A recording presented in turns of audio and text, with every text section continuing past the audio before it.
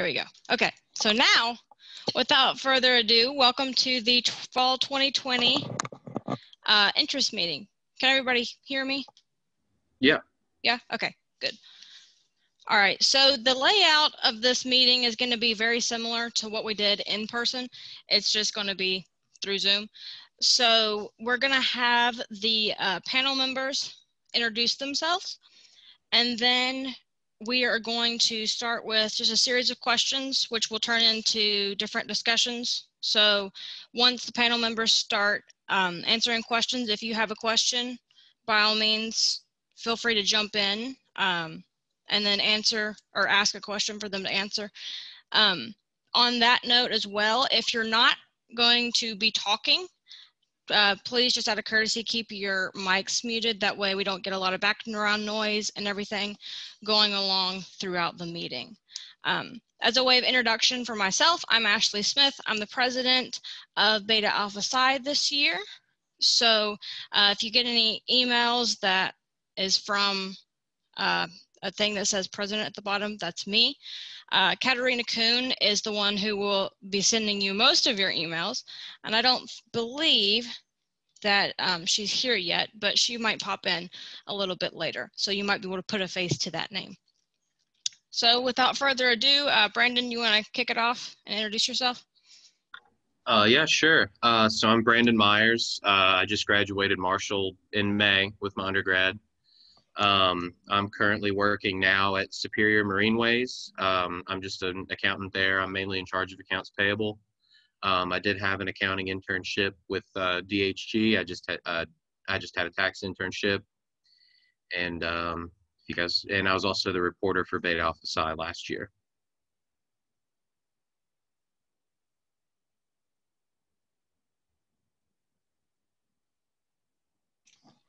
Okay, just a random order. Whoever wants to go next can do it. I can go next. My name's Leah Woodworth. I'm a manager with Ernst Young in Charleston.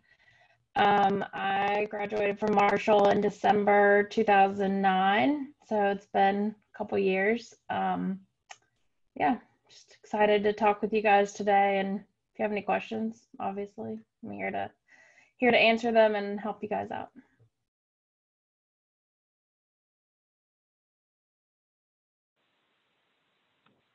Hi, I'm Casey Klages. I'm a senior associate at ACT in Charleston, work primarily in the healthcare services, graduated from Marshall in 2018, so go Herd.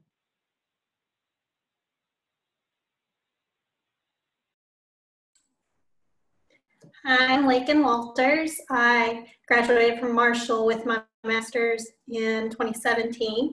Right after graduation, I started working as a tax accountant for Gibbons & K-Wash, which is now Brown Edwards in Charleston. I worked there for about a year, and now I'm a financial analyst at Cabell Huntington Hospital. That's where I've been for the last 2 years.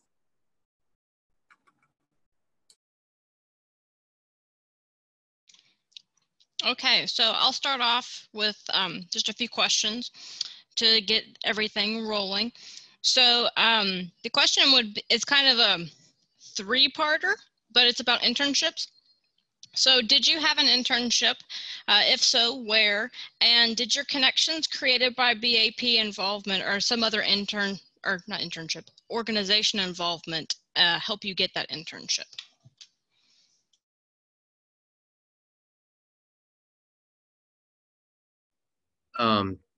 So yeah, I had an internship with DHG last spring and in the summer.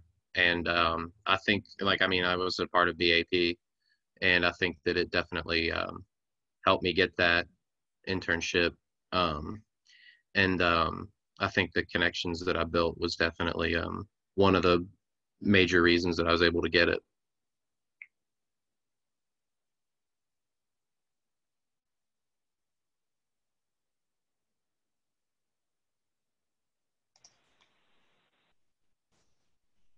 I could go. I actually did not have an internship, I guess, as you would call it, like a formal internship.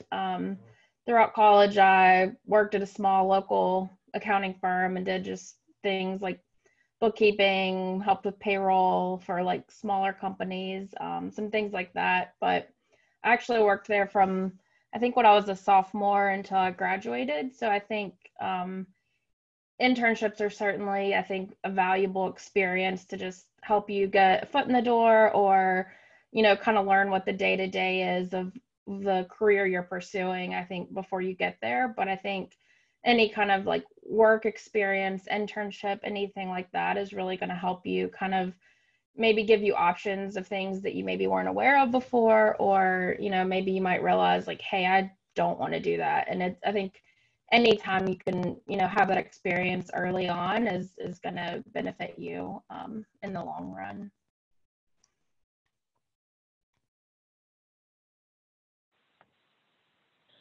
I had 2 internships while in school still. I did one my junior spring semester with Somerville and Company as a tax internship. And then my senior year still with Somerville and Company, but they split it between audit and tax. So I got a little bit of both worlds on that one. I don't think I would have gotten internships without Beta Alpha Psi. I wouldn't even have thought to apply to the local Huntington firms. My Google search would have probably popped up the Big Four, and that would probably have been where I sent my resumes. So I think those relationships are crucial in order to developing an understanding of like what you want. Do you want a really small firm? Do you want a big firm? Do you want to do tax or audit? Do you not even want to do public accounting and do industry instead? It's an experience to figure out what you do and don't like, and what works for you and what doesn't. And I know from like the professional side, a lot of times internships are a good way of developing relationships with the lower level staff and supervisors in an accounting firm, which can develop into full-time opportunities when the internship is over.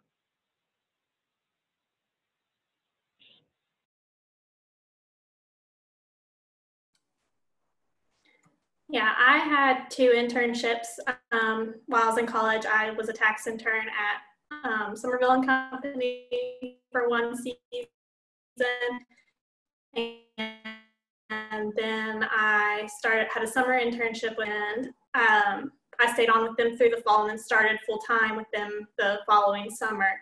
And I definitely think that Beta Alpha Psi played a huge role in me getting those internships, because by the time I got to the interview stage, I had already met everybody that interviewed me at every single firm, and already had some sort of relationship with them. So it was a lot more comfortable during the interview process. I wasn't as nervous. We already had, you know, something to build off of, and it was very, very helpful, and ultimately led to a full-time position. Okay, great. Do any of the students have any questions at this point?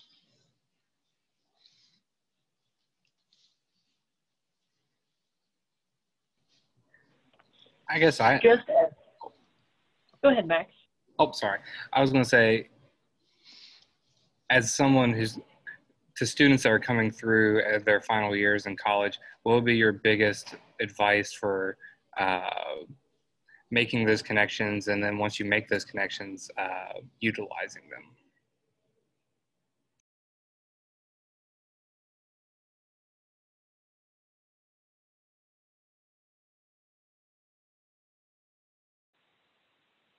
My biggest tip for like networking and even developing relationships with professionals would be to don't be scared to approach them. We know you're a student, and it's not as scary for us as it is for you all, more than likely, unless you are an extreme extrovert, which then you don't have a problem approaching a stranger. But develop those relationships as early as possible. So I would assume still in your accounting 180 classes that start your sophomore year of college, still try to introduce yourself to those who are providing the professional opportunities. And once you do graduate, keep the ones even if you didn't end up going with that firm or that business, because you never know when it's going to help you out in the long run or you need their assistance. I agree with that. I think just to continue to engage with those people, like she said, whether it's, you know, a few years later that you need to go back and like that relationship maybe becomes a key point that like helps you to be successful later on. I mean, you may not go, like she said, with that firm right away, but you never know in 5 years if you continue to just engage in that with that person and, you know, just maintain that relationship and continue to build it. You never know what that could lead to in the future. And I don't think that means, you know, anything, you have to do anything drastic. I think just keeping a touch point with that person, or, you know, if you see them at an event, maybe in the community, like reaching out, or, you know, just simple things like that, that you can continue to maintain that, you know, over the coming years. It might help you in the future.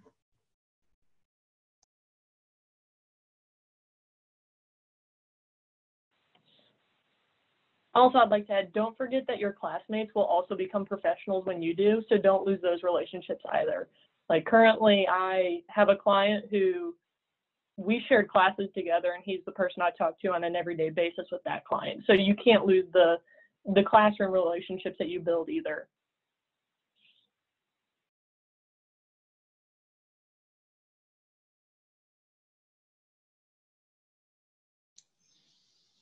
Anyone else have any other questions?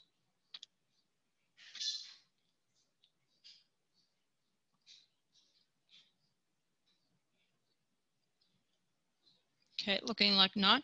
So I have another one. It's a little bit about like key takeaways.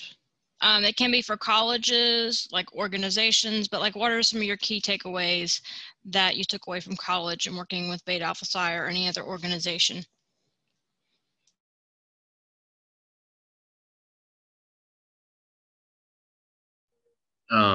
Honestly, I feel like my connections are probably one of the biggest takeaways.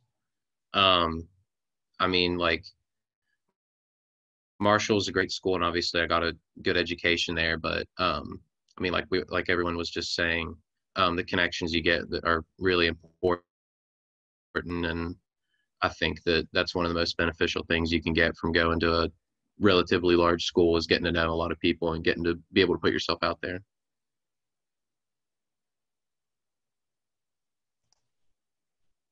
Yeah, I would say just continuing to stay open-minded and like put yourself maybe in situations that are uncomfortable, or taking opportunities as they come, because I think, you know, as you develop, even if it's a class project that you need to lead or something like that, like it doesn't have to be like a leadership role with BAP, or, you know, things like that are great, but I think anything you can do to kind of develop your leadership skills and, you know, have examples of things as you progress, of things that you kind of did to make yourself stand apart, and like how you did those things, I think is important. So I think just engaging in those opportunities as they come is a big is really important.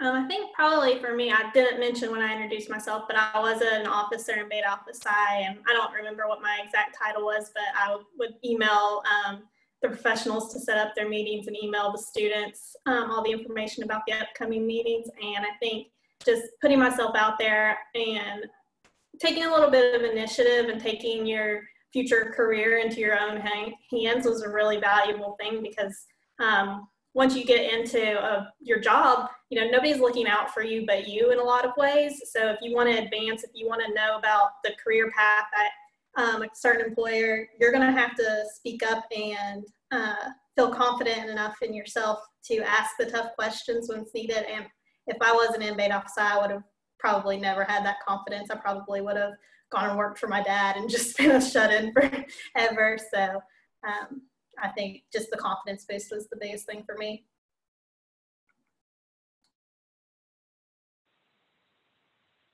While it seems kind of redundant to say that college taught me how to study, if you pursue the public accounting career, studying for the CPA exam will be one of the hardest things you do. And the intermediate accounting courses and all the capstones and all of the extra work that the accounting department has given you will properly prepare you on how to study in your free time, because you start a full-time job and want to pass CPA exam, you're going to have to study in your own time, and you don't get to sit there 40 hours a week like at the classroom and just sit there and stare at your CPA book. So learning how to like have time management and properly self-motivate is kind of what I took away from college the most.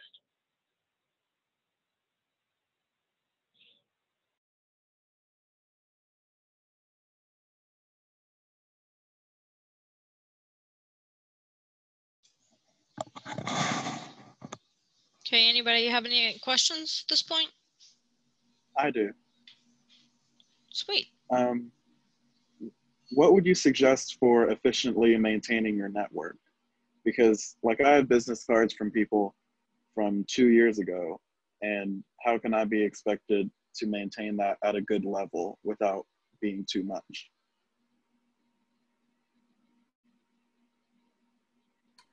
I think the first thing I would suggest is connecting with them on LinkedIn. I didn't always value that a whole lot when I was in college, and I maybe should have.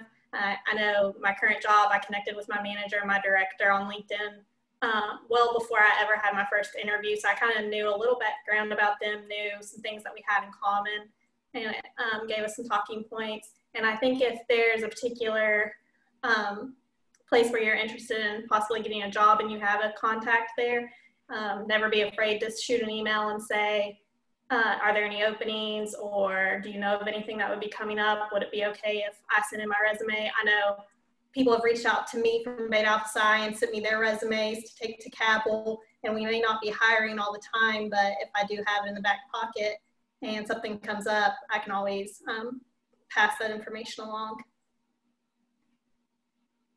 Thank you. I would also say just continuing to go to events, continuing to talk to people. So like, I think Beta Alpha Psi is great for that. You know, sometimes I feel like I'm the only person from our firm, you know, that comes, but I think you put yourself in front of those people over and over again, like they're going to remember you, and they're, you know, that's important. So I think it's not maybe just going to one meeting, or it's not going to one event, but the more that you kind of, you know, that repetitive nature and just continuing to be in front of those people and talk to them and show you're interested and those kind of things is going to make you kind of stand out and, you know, commit in that person's memory, like, oh, like he's really interested, or, you know, whatever it is. And I think that helps kind of build that relationship.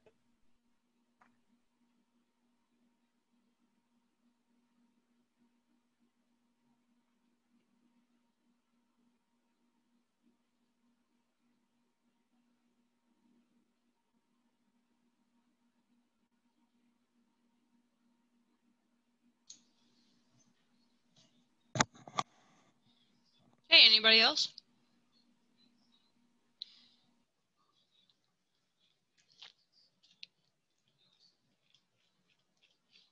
No? Okay, well, I thought of a pretty, like, I'm very interested to see what the answer to this is. So what are some skills that you had to either learn or improve on due to the coronavirus pandemic and the effects that have come off of that?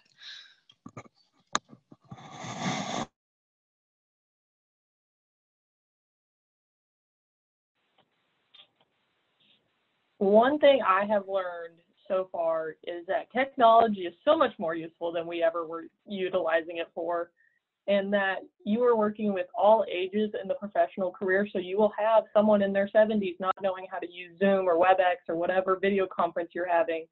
And then you'll have the new kids right out of school that also may not know how to use it, and in every range in between to the expert and the IT people. Like there's a lot of shared screen abilities, a lot of like instant messaging capabilities that are out there, and utilizing them more frequently now than ever before, and learning how to fully maximize all the cool gadgets and gizmos within its own program has been the biggest eye-opening experience I've had.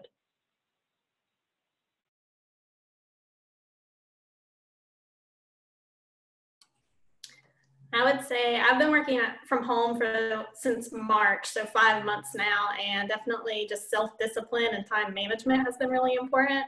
My husband worked at home for a couple of weeks, and it just wasn't for him. He couldn't focus. He's distracted by other things, so he ended up going back to the office. But I think kind of permanent place for me, that this is where I'm going to do my work. That's separate from where I'm going to hang out in the evenings has been important. And making lists and saying, this is what I have to get done. These are the due dates that I have, and just self-discipline. And I think I learned a lot of that in college when I was studying for the CPA exam and stuff. If you're going to do those things, you really have to have that self-discipline, and it's a valuable skill moving forward.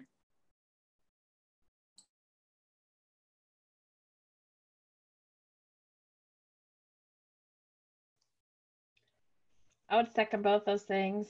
I think also just knowing yourself well enough to know when you need to like take a break and walk away, and just being aware of that. I mean, if you need to go outside and walk, or, you know, just kind of learning yourself well enough to know, like, I don't have to sit in this chair 8 hours and then walk away. I think it's learning how to utilize maybe flexibility to, if you need to get up early, you need to work late, like in the middle of the afternoon, you have something else going on. Like, I think it's just being aware of kind of those things too. But I definitely agree with the technology and the self-discipline, because you're not sitting in a room with people who all have the same goal as you. It's a little bit harder to kind of stay focused, I think, on what your purpose is and what you have to accomplish.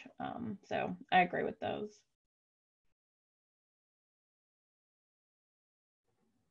I really don't have a ton to add to that, because I have actually been working in the office. Our office is pretty small, so there's only like a handful of people there. But where I did graduate in May, I still had to do some classes online in this weird coronavirus way. So, I mean, doing this, I like getting used to being on Zoom calls and everything was a little bit of an adjustment, because I had to give a couple presentations over that and talk in class and everything. So, but I agree with what everyone else said.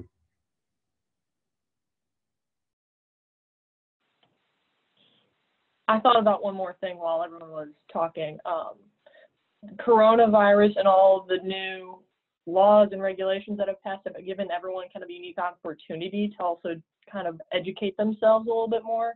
So you can kind of show your worth and not specialize per se, but do the research and do some of the hard work, so you have the opportunity to keep moving forward. And if you're the person in the firm that knows exactly what the PPP loan means, that gives you a special opportunity to become necessary to the firm or the business if you educate yourself.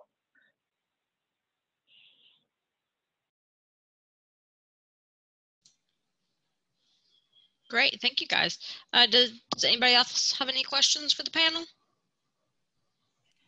I have a question. So we're getting ready to put together a virtual Meet the Professionals. And so my question to the panel is, what are some tips that you have for networking in this virtual environment? Like, what are some do's and what are some don'ts? What are some things that would turn off employers? What are some things that employers would be particularly impressed by?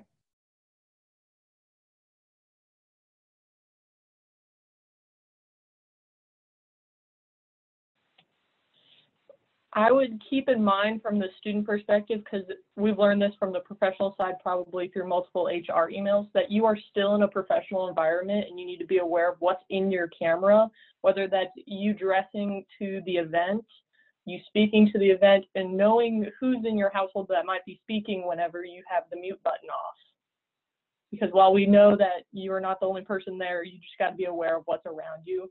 Because I've had multiple meetings with my mom when I went home, decided to yell halfway across the house, and it was picked up on my sound. So I've made that mistake personally. So, but and present yourself in a normal way, introduce yourself. Don't just assume that because you're a screen that we're not human anymore. You still have to be personable.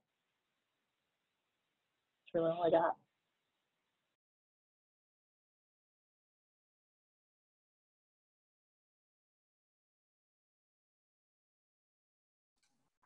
Yeah, I think my first instinct was the same thing. Don't have a sink full of dirty dishes behind you. That's why I'm facing this way instead of this way right now. Just be aware of your surroundings and try to portray yourself as professional as possible. And honestly, like, I don't have any experience networking online like this, but I think for me as a professional viewing you as students, I'm going to be even more impressed that you're going to go out of your way and do something like this, which I see as more challenging than an in-person event. To me, I think it could have been very easily this year to just say, you know, these Beta Alpha Psi events are really, they work in an in-person environment. It's not going to work online. Let's just not even bother. So I really applaud you all for finding a solution and showing up today and showing up to the future events and making it work.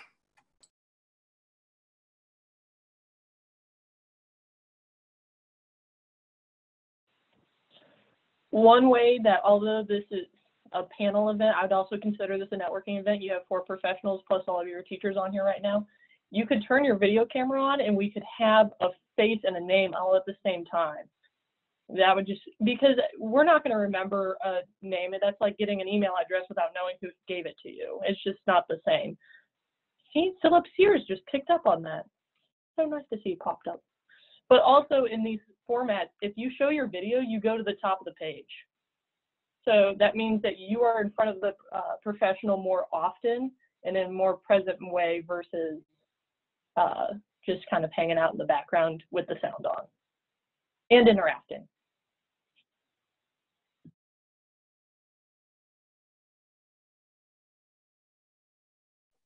And something to add, I think, you know, doing things like this in a professional setting would give, you know, students more experience when and if they have to do it in the real world in an actual setting, like doing an actual meeting or anything like that in a professional setting.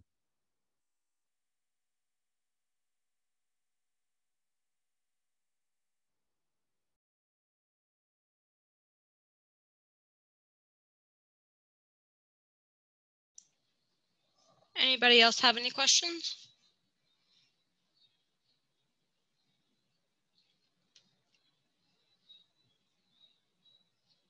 We got some really good professionals here, guys. You don't get this opportunity every day.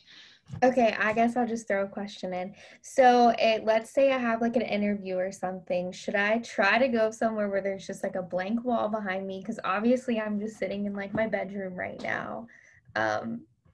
Should we like go out of our way to, I don't know. I made sure that everyone in the house was going to be quiet, but any more than that, I didn't really think about. I personally, that doesn't bother me. I mean, I think your background's fine. I think you should be where you're comfortable. I think that's where you're going to portray yourself the best, I think. I mean, I think there could be, you know, that could be taken to an extreme, like, right? Like, I've had clients I talked to that they're lounged on their couch with like a Grateful Dead poster behind them. Not that I'm opposed to any of that, but like, you know, their walls like covered with stuff. It's just like maybe a little bit distracting, I think. But and they're all maybe a little too comfortable, like lounge down and, you know, but I think as far as going out of your way to like go somewhere where you have a completely blank background, like to me personally, like that, I don't know. I think you being in a situation where you're most comfortable and relaxed is gonna, you know, help you portray yourself better also. So I guess I answer that cautiously because I think it could be taken to an extreme of like what your background is, and I agree, like you don't want dirty dishes and things like that, like look put together, but I don't think it has to be like blank, obviously. I mean, I have stuff happening behind me and it's, you know, but that's the experience I guess I've had just over the last 5 months. I mean, a lot of people do just have a blank background, but I don't think it's required. Yeah, I agree. I mean, I just happen to have a blank wall. I think it's kind of boring, honestly, but I don't see any problem as long as you don't have a mess behind you or something like that. And, you know, my job where I'm working in private accounting within the hospital, I don't really interact with a lot of clients or anything, or everybody I work with is within the hospital, but we're getting on our Zoom meetings without makeup and hair done. I mean, it's casual and nobody really cares. I wouldn't recommend that for an interview necessarily, but I think people understand the environment that we're in and they're not going to expect unreasonable measures to be taken.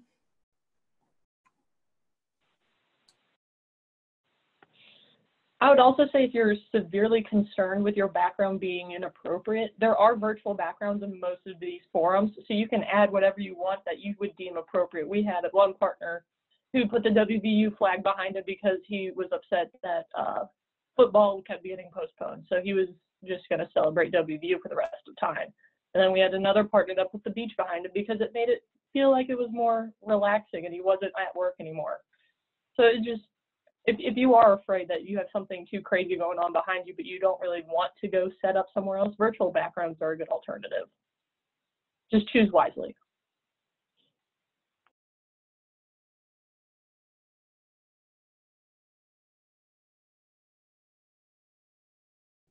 I have a question. What would you recommend for a person? I'm an older person, as you can tell. This is going to be my second career that I'm going to college for. What recommendations would you have for someone in my situation?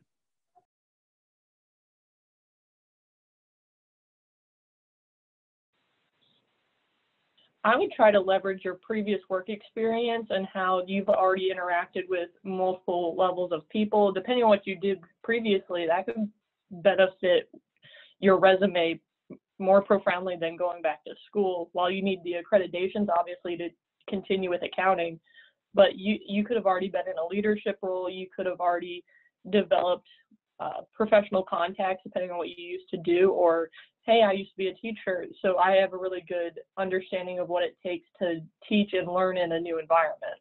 I mean, you just got to take what you had before and apply it because you've had more life experiences than most college students. So your resume could be far more outstanding.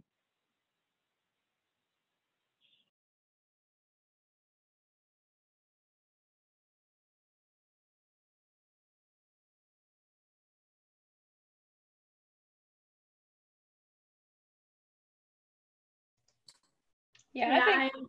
Oh, go ahead, Leah.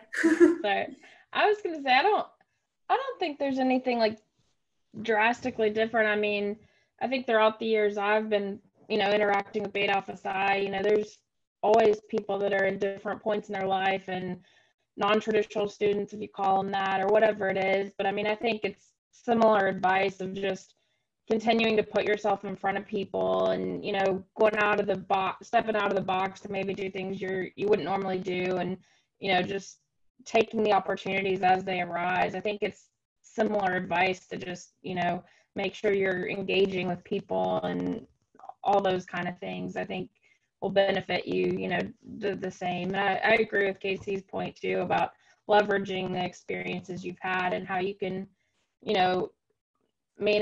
articulate those in a way that is important to the new career, or, just showing how that kind of gives you a leg up.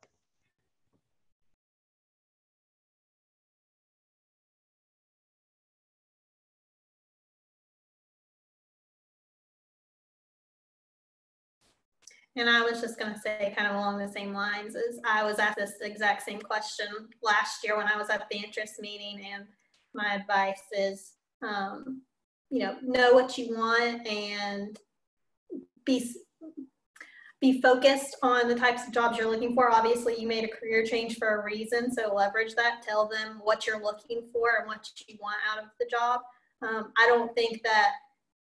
I really don't think that you're any different than any other applicant that they're looking at. It's just, like Casey said, you have more to offer than anything.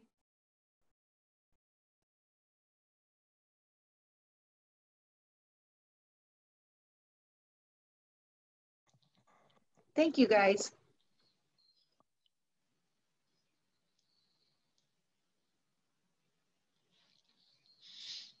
So does anybody else have any questions?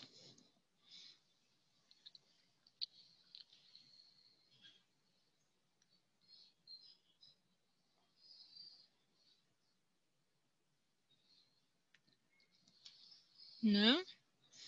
Okay, well, I've got another, this one's kind of strictly BAP related.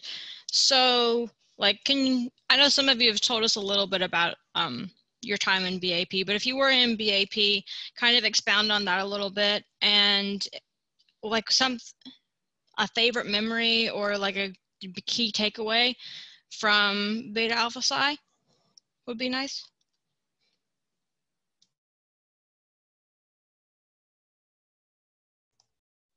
I can start. Sorry. Oh, sorry. You can go ahead. Okay. I didn't join Beta Alpha Psi until I was, honestly can't even remember, but I think I was probably a senior. Like, it was later. I was not super engaged, but after I joined, I think I really enjoyed just hearing the different speakers that came every week. And I think it just kind of was, I don't know, I liked hearing the different, like, we had somebody from like the IRS, like tax person back then, or the different firms, or, just kind of hearing different people's perspective about what a career in accounting could be, I think. And I moved out of state after college for several years before I came back. And I think that was another important point, is like, I didn't really use any of the relationships I built in college per se, but I think when I moved back, I still had those touch points, and, you still have those connections with people. So I think that was another key takeaway. Like, I wasn't in Beta Alpha Psi for long, and I wasn't an officer, but I think it was still important of the time I did spend, just, having exposure to different people, and just understanding that what a career could be, different things, and from people that were actually in those fields, and again, just developing those connections with people. Like, they're your peers, but I think it's just another connection point outside of class that you have with these people to talk to them and understand more about them, and kind of see where they're going, or what they're interested in for their career. One of the biggest things for me was meet the professionals and visit the firms. Those two events were probably the most impactful for me. I started going to meetings when I was a junior, and by the end of my junior year, I had an internship. I started in the spring, and I think probably my biggest takeaway from Beta Alpha Psi was just getting out of my shell. I was pretty shy before that, and so it was just, I was very intimidated by going and talking to strangers, but now it doesn't bother me as much. But it's definitely very helpful, because there's really no other way to do it, is to just get out there and be yourself.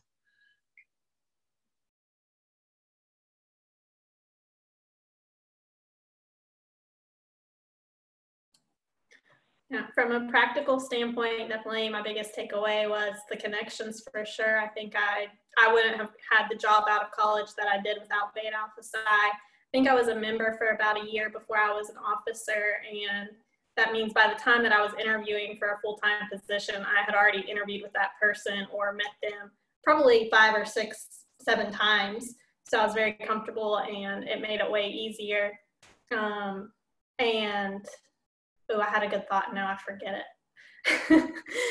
Well, I'll move on. So from a not practical standpoint, just making friends and connecting with people, my classmates and peers. As an officer, I was able to go on a couple trips with Beta Alpha Psi. I don't know if they'll be doing any of the regional meetings this year, but even if not that, doing VITA and staying late with people and eating pizza and just making those friendships that I still talk to pretty much everybody that I was super involved with Beta Alpha Psi with. So that was nice.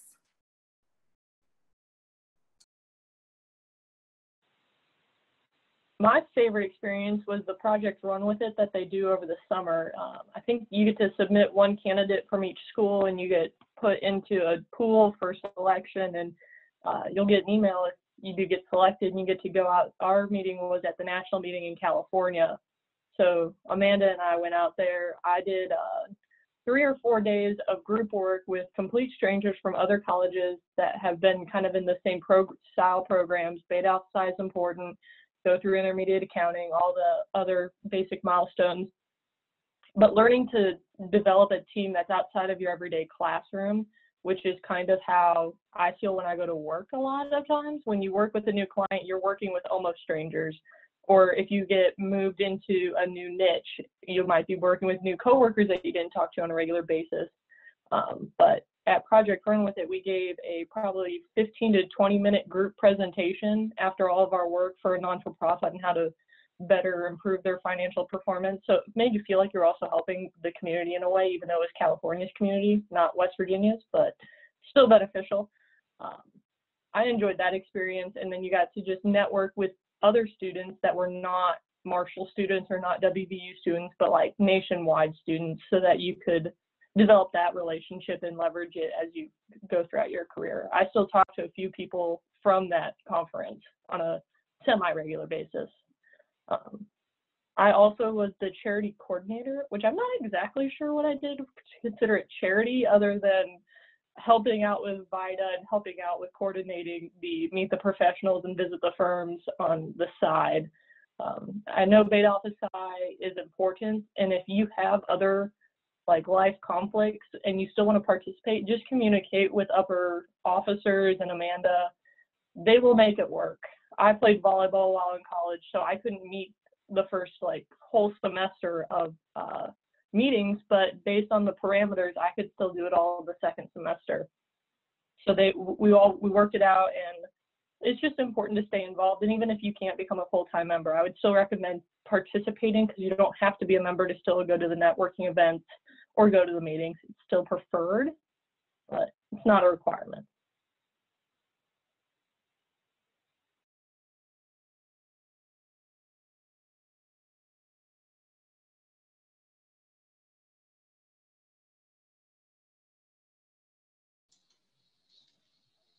Do we have any other questions?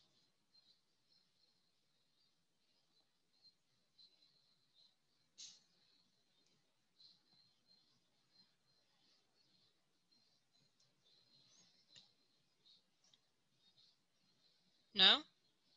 No other questions? Can I ask one more question? Sure, there is not a limit. You can ask as many as you want. So if there was like one thing you could say would be the most beneficial thing, like what would make me stand out the most to someone that was going to hire me? Like what, in your opinion, each of your opinions? I'd probably just say being yourself, because I think most of the time professionals can tell when you're kind of, just being a little bit artificial. They want to get to know you, like for you. So I think that's probably the biggest piece of advice I could give, is to just be yourself.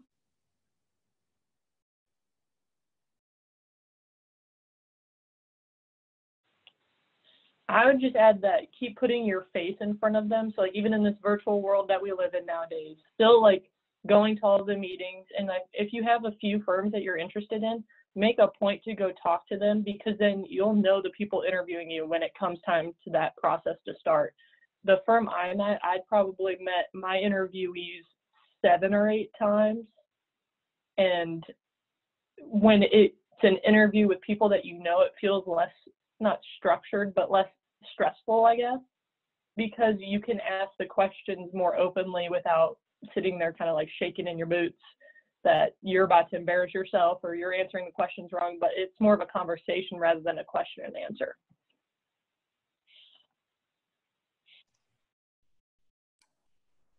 I think you're already off to a good start. I mean, you've asked 2 questions. I've seen your face pop up twice now, and I think you're the only one that's done that.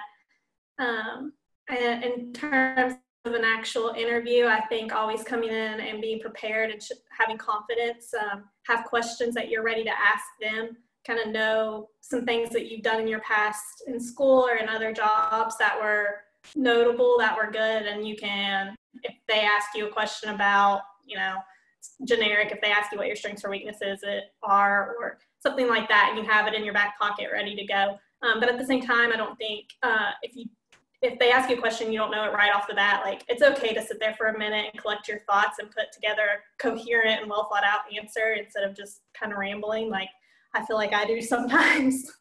But like I said, I think you're off to a good start.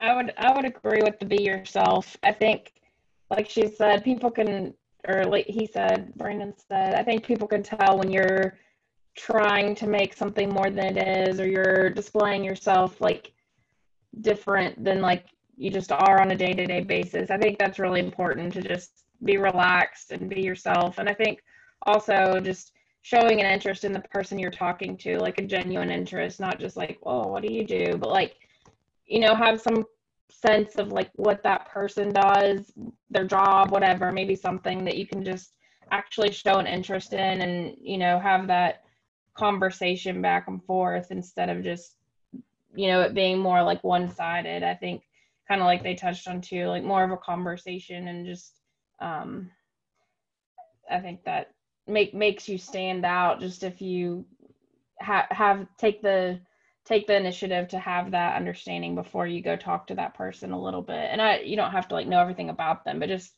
you know, something that can show you're interested in like having that conversation. Gotcha. Well, thank you.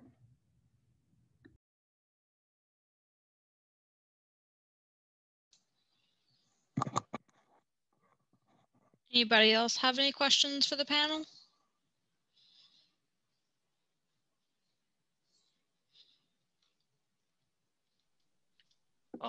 I've got one. We've talked about how important internships like are, but how important is it more so where you intern? Because it seems like a lot of them turn into your actual jobs. So if you guys could talk about that for a second, like how you get an internship at a place you'd maybe actually like to work rather than just an internship that you have.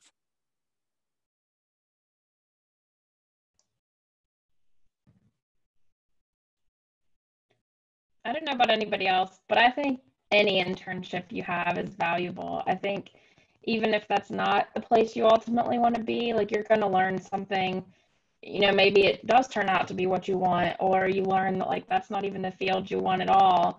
But I think even having that experience, then if there is somewhere else you want to be, you know, you can then go interview at the other place and touch on those things you've learned and the experiences you've had and those qualities. I mean, the qualities you learn are still going to be, you're going to take those with you, whether you're at that place or somewhere else. So, I mean, I know somebody I used to work with, he went to Marshall and interned, I think, like 3 different places. And then he started at Ernst Young. So, I mean, those other experiences he had, like, they're not wasted. I think it's still important that, you know, he learned things and he was able to probably utilize experiences he had there, maybe in the interview to get the job he wanted. Or, so I think, I mean, I certainly think the internships can turn into full-time jobs, but I think it can, you know, be valuable regardless.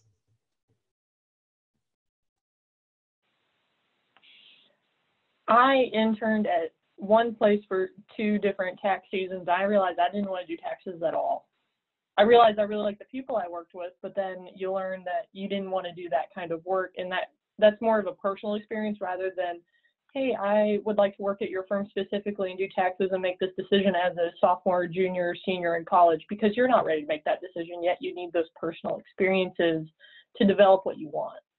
And then I work in Charleston, and I never applied to a single Charleston firm because I didn't want to drive from Huntington to Charleston, but now I live here and I love it. So it's just all about kind of utilizing the experiences, like Leah said, and then just deciding what you want and kind of using what internship you do or don't have, or work experience, even if you don't get an internship, being able to leverage it to better yourself.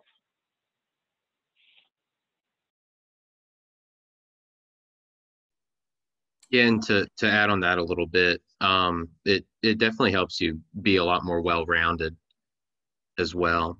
And as someone that I had an internship, and I don't work at DHG now. I work in industry, and I mean, it really just kind of helps you learn what you do and don't like. Like, I didn't have anything against public accounting. I enjoyed my time there, but after working in industry, I kind of realized I liked it a little bit more. So that's where I've stayed for a few months now.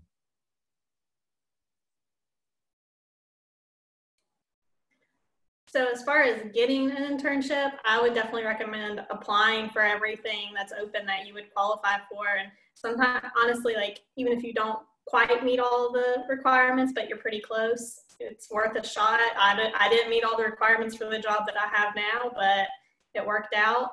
So I wouldn't let that necessarily scare you away. The only time I want to apply for an internship is if it's someplace you just know for a fact, hands down, I don't want to work there under any circumstances. But I mean, an interview is practice every time. Every time you do one, you're going to get better. It's going to be easier. So I'd definitely start there. And then as I agree with the others that there's no bad experiences in terms of it's not going to be useful if that's not the job you end up wanting. For me, I did 2 internships.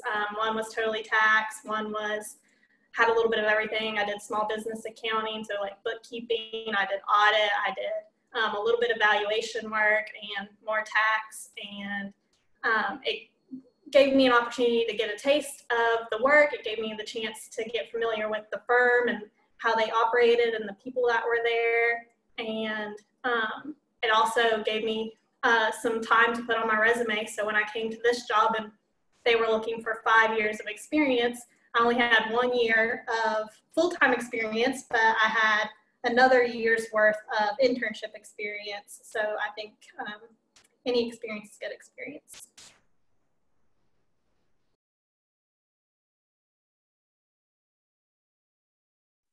Thank you.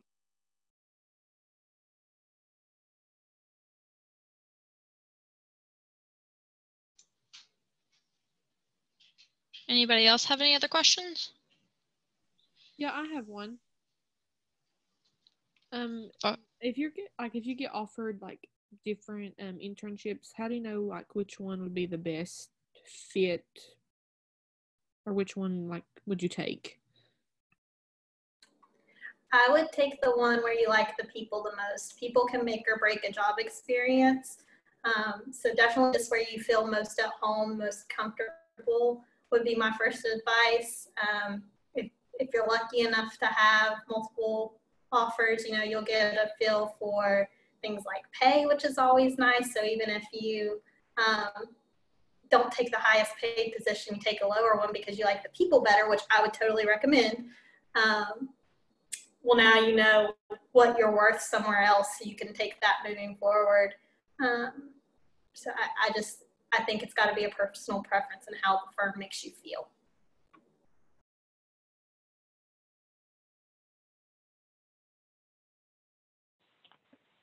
In addition to everything Lincoln just said, logistics are also semi-important. If it's halfway across the country and you don't want to move, those are obviously not practical. But like, that's why I never applied to Charleston internships. I drove a Jeep Wrangler 10 miles per gallon. Driving 50, 60 miles around one way wasn't going to be practically financially good. So I chose not to apply for internships, but when it came to full-time, being able to decide I'm willing to move wherever I need to be in order to be around the people I want to be around. That's how I made my decision for full-time offer, but logistics played my internship decision-making very easy.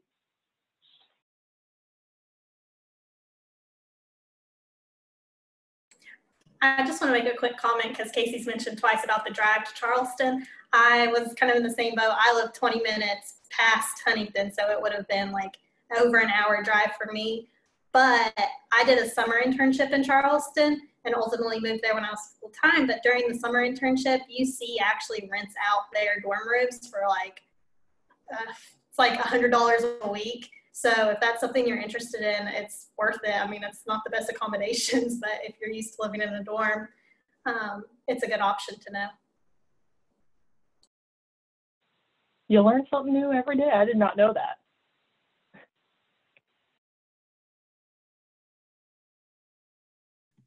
So I actually have a question that's kind of related, but I currently work in government accounting for the auditor's office. So it started out as an internship and kind of turned into sort of like a temp job. However, they kind of see it as like a long-term investment, which I was really thankful for initially, but I've kind of grown to see that's not really what I want to do long-term. So what do you think is the best way to like move on from a job when like they're understanding that I'm a student, but I kind of feel like I've put myself in a position where I went past the internship phase. So how should I move on in a way that's, you know, still keeps a good bond?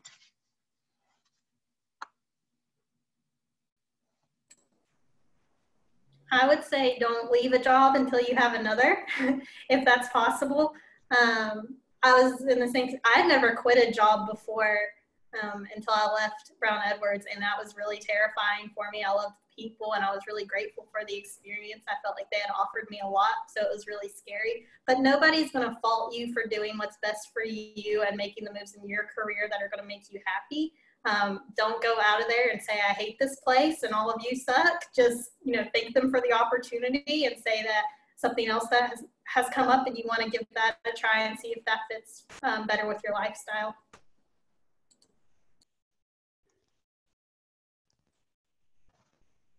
I don't know about, I guess, the people you work with or how they are, but I mean, for us, I think it's always, I appreciate honesty up front. Like, you just saying like, hey, like she said, I've really appreciated this opportunity, and I'm still learning, and hopefully you see the value in me as well, but I'm not committing right now to that, this is going to be long term, but, and I say that, I guess I don't know how they would take that, but I think from my perspective, I would appreciate the transparency, but I guess you're in a position to kind of gauge how that would go over more, because like Lakin said, you don't want to just leave before you have something else in mind if you're depending on that. Then so, but I know for us, it's, because we might have people at EY that commit to our office and then, or in an interview, say they're really interested in our office, but then they get an offer and they want to go somewhere else. Well, like,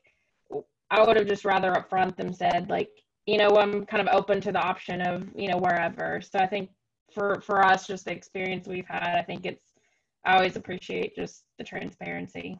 But I love the people I work with and everything. It's nothing to do with the environment of the job. It's just the field that it's in. I think I've realized it's just not what I want to do long term. But, I'm probably going to look into like a tax internship anyway in the coming year or so. So I think that might be a good transition to talk about, moving on to another internship or something like that. But.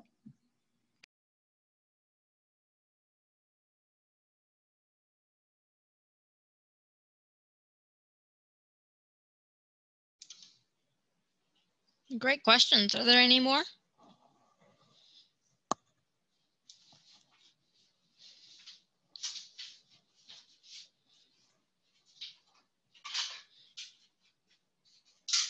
Okay, does anyone have any questions for any of the officers, maybe about Beta Alpha Psi?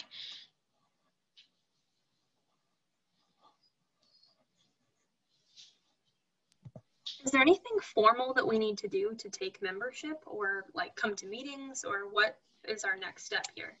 Just letting us know, essentially, just communicating with us, sending us an email or phone call or something like this formally, like on a Zoom meeting or whatever you can before or after the meeting is officially over. You can even like stay around and chat with us a little bit, and we can get into more of the deep secrets of, what it is, or some of the requirements that you have to do, some of the hoops you have to jump through to be a member, and essentially just voicing your interest to us. There's not really a formal process you have to go through to say, I'm interested in joining. It's a good question, though.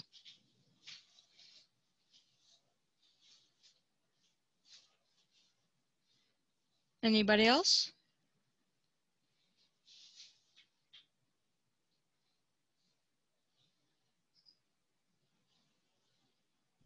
So is it just every Thursday at like 5 o'clock? Yeah. Exact link. Yeah, so we'll send out, has everybody been getting, I guess, the emails from the Vice President, Katarina Kuhn? Because is that how you got the Zoom link? I guess it's a better question. Or did you get it from a professor? A professor, and I also got it from someone else. Hang on just a second. Yeah, because I sent it out to a lot of the different professors, and they're really, really good, especially the accounting professors. We're extremely grateful for our relationship with the accounting department and the accounting faculty. They are a huge help, and they give us lots of support on promoting this organization to students. So you may have heard from that, but there'll be an email sent out by Katarina Kuhn every week. And when we get more information on the Meet the Professionals and Visit the Firms event, those will be announced as well. We normally do a form of like releasing a schedule, and when that's finalized, we'll send that out as well. So that will be able to tell you the schedule. You'll be able to look at it and say, okay, you know, on September 3rd, I believe is September 3rd is our next meeting. And so I know, because of the planning aspect, that it's Brown Edwards that's going to be presenting at our meeting. But soon we'll get a schedule sent out to you guys so you can know, you know, what firm is presenting at each meeting. But yeah, we'll continue to send out information as we get it finalized.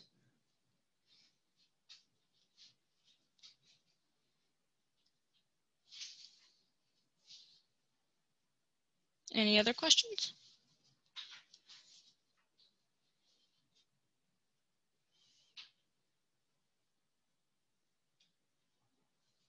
No? Okay, I guess that wraps up our meeting. Thank you so much to our panel. You guys did a fantastic job, and we are super grateful, especially during all this last minute pandemic times, that you guys took time out of your schedules to continue to support Beta Alpha Psi and to answer the students' questions. We're super appreciative of you guys and your support. Thank you, guys.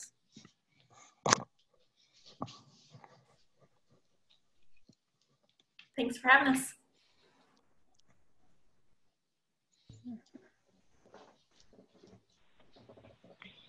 If after this call anybody has any questions they would like to email, I know Ashley probably has all of our emails if you want to ask for them or look us up probably online. I think I can speak for all four of us, be happy to help even after this call's over.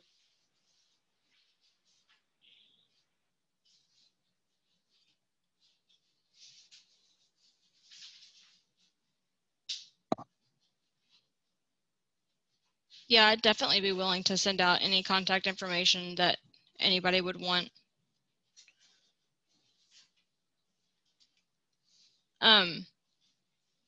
This may be a little bit of a weird transition, but everybody who wants to go ahead and leave can leave. The Beta Alpha Psi officers are actually going to have an unofficial meeting after this, an officer meeting. So those officers stick around. Everybody else, you're free to leave whenever you want. I just want to say thank you to the panel. It was great to see all of you guys, even though we can't be in person. A lot of good memories with former officers.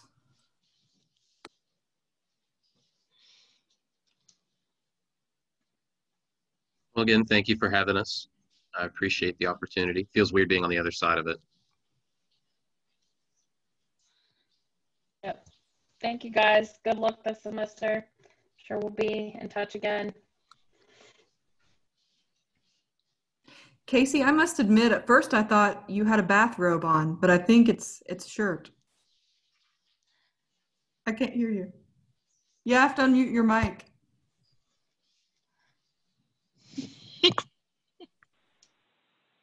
No, I wasn't going to get all dressed up formally for this because I knew it was the interest meeting, but at the same time, I'm like, I probably should put on something that says ACT. Yeah, I have to agree with Amanda. At first, I did think it was a bathrobe too. And then when you adjusted yourself, I saw the ACT and I'm like, okay, never mind. No, I have not sat here in a bathrobe the entire time. I will give you that much. Well, I thought maybe it was a cool thing and you were going to say, don't attend meetings in bathrobes. I was waiting for that segue. No, this worked out really well, though. I like the little platform we had here today. I'm interested to know how you guys are going to do Meet the Professionals. So are we. Well, we're working out those details. I think we're going to do it through Microsoft Teams. That's what we've been advised to use for that. And we've been working with Career Education to set that up. Okay. But it should be interesting. Every firm is going to have their own channel within the Teams meeting, and then we're just going to kind of direct students to the different channels. It'll be interesting to see how it works. Yeah, it will be. We hope that you'll be patient with us because this is the first time that we've ever done a virtual Meet the Professionals.